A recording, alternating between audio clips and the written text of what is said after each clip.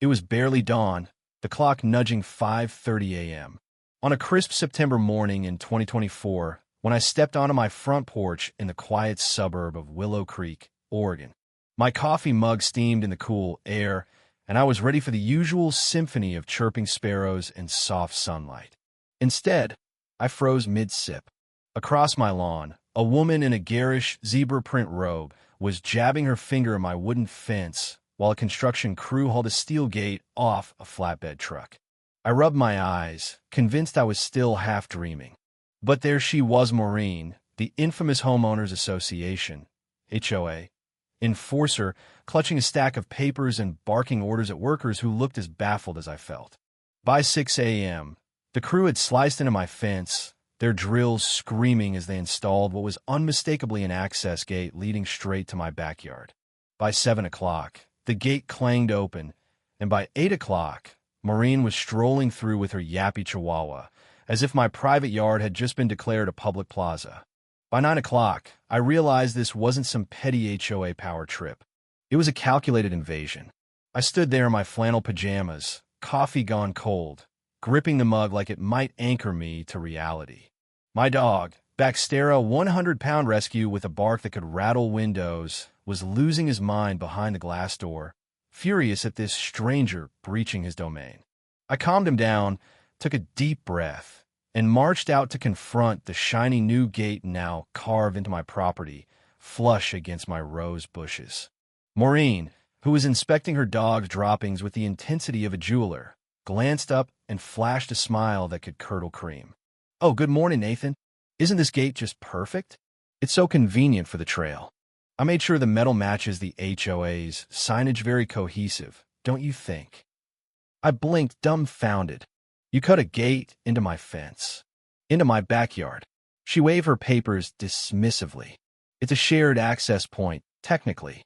The HOA has an easement clause. Totally standard. It allows community access when needed." I snatched the papers and skimmed them. They were HOA bylaws, all right, but the clause she cited was about utility companies accessing underground lines, not building a personal shortcut for her morning dog walks. I pointed to the text.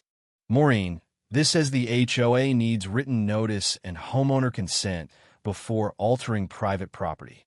She laughed, the sharp, grating sound. "Oh, I didn't drill it myself, Nathan. The board approved it. You weren't at the last meeting. I was in Seattle for work." I shot back. "I never got a notice." She clapped her hands like I just solved the puzzle. "Exactly. You missed it, so we voted. We figured you wouldn't mind.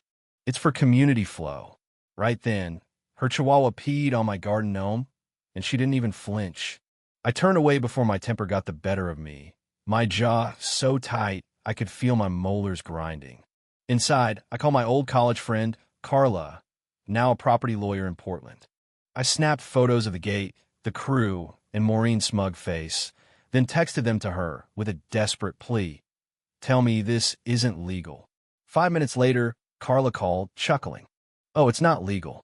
It's a lawsuit waiting to explode. They altered your fence, trespassed, and ignored due process. That's a triple threat of stupidity." "Can I tear it out?" I asked. "Not yet," she said.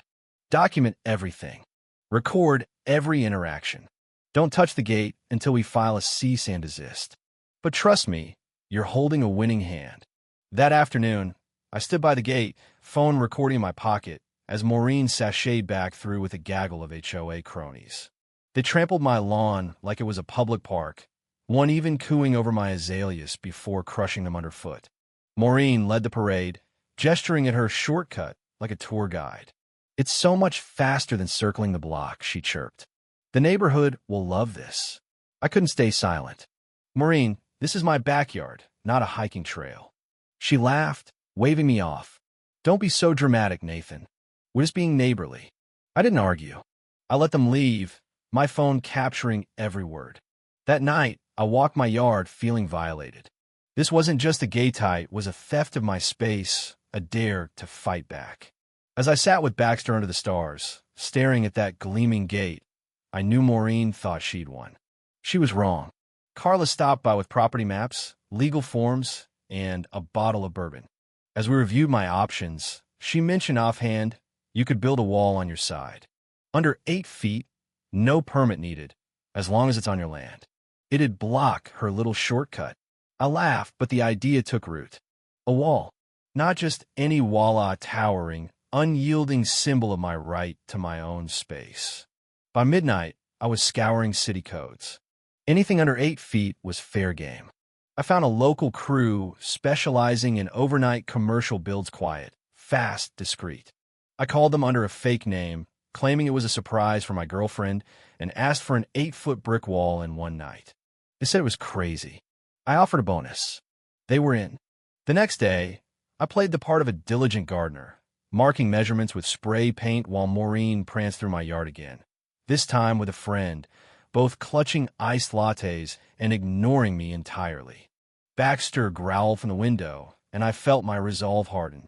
That night, at 11 p.m., 2 trucks rolled up with their lights off. The crew, 4 guys in black work gear, moved like shadows. I showed them the plan, and they got to work. The gate was gone in minutes, dismantled and hauled away like it never existed. By midnight, the first bricks were laid. I watched, heart pounding, as the wall rose, brick by brick, a monument to defiance. By 4 a.m., it stood 8 feet tall, capped with elegant stone trim and a wrought iron trellis to soften its edges. A small brass plaque read, "Private property. No entry." It was perfect. At 7 a.m., Maureen appeared on the trail, Chihuahua in tow, humming obliviously. Then she saw it. Her jaw dropped, her dog yipped, and she stood frozen, staring at the red brick barrier where her gate once stood. I stepped onto my porch, coffee in hand. "Morning, Maureen. Nice day, huh?" She snapped out of her trance and stormed over, stopping short of the wall. "What is this?" she shrieked. "A wall," I said calmly. "You build a gate without permission." I clarified my property line. "This is illegal," she spat. "You'll regret this." I pointed to a laminated property map taped to the wall. "Actually, it's legal." Carla helped with the paperwork. 8 feet on my land meets all codes. She fumed, yanking her dog's leash, and stormed off. By noon, the HOA emailed me about an urgent meeting to discuss my modifications. Carla told me to ignore it unless it came by certified mail. I did. Neighbors started passing by, some curious, others grinning. One older guy named Tom gave me a nod. About time someone stopped her. That gate was her power trip. I realized Maureen's reign had annoyed more than just me. The HOA's retaliation was swift and petty. My mailbox overflowed with citations.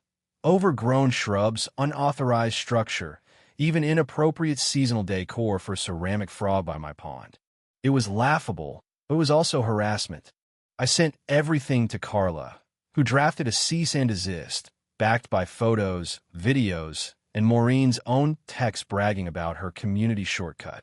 I also caught her on my security camera, trying to pry off a decorative cap from my wall, only to trip over a vine and nearly faceplant.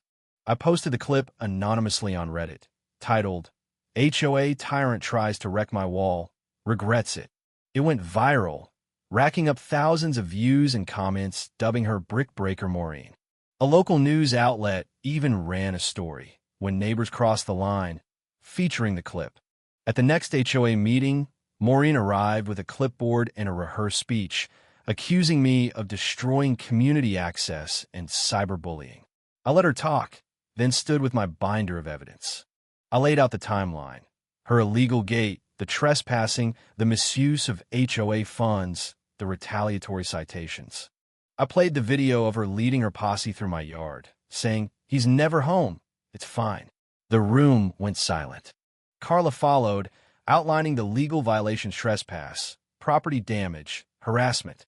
She slid the cease and desist across the table like a checkmate. Maureen stammered, but the neighbors had had enough. One after another, they shared their own stories: fines for porch lights, threats over mailbox colors, even a kid cited for chalk drawings. The HOA president called for a review of Maureen's conduct. Her funds were frozen, her board privileges suspended. She left without a word, her face a mask of fury. The saga didn't end there. Maureen escalated, showing up at my door in a trench coat, demanding to inspect my yard. Then animal control arrived, claiming I had unlicensed goats. I showed them Baxter and my concrete pigs, and the officer laughed, knowing who'd filed the report. But when I caught Maureen on camera trying to vandalize my wall, I knew it was time to end it. I submitted the footage to the HOA, and they voted to bar her from meetings for 60 days and strip her authority. Weeks later, a for sale sign appeared in Maureen's yard. She moved out quietly, leaving a curt note wishing me luck in her shaky script. New neighbors, a young couple with a dog and a love for craft beer, moved in, laughing when I told them the wall's story. Life settled into a peaceful rhythm, the kind where you grill without checking for spies. The wall, now draped in blooming jasmine, became a neighborhood legend, whispered about by visitors who'd seen it online. But here's where it gets messy. Was I too harsh, building that wall overnight like a suburban fortress? Should I have tried talking to Maureen first? Or was her gated declaration of war that demanded a response? And what about the HO, or they just spineless? Or did they enable her out of fear? Drop your thoughts below. Did I go too far, or was this justice? Should HOAs have this much power, or are they just playgrounds for petty tyrants? Like, comment, and subscribe for more stories where boundaries, literal and figurative, get tested.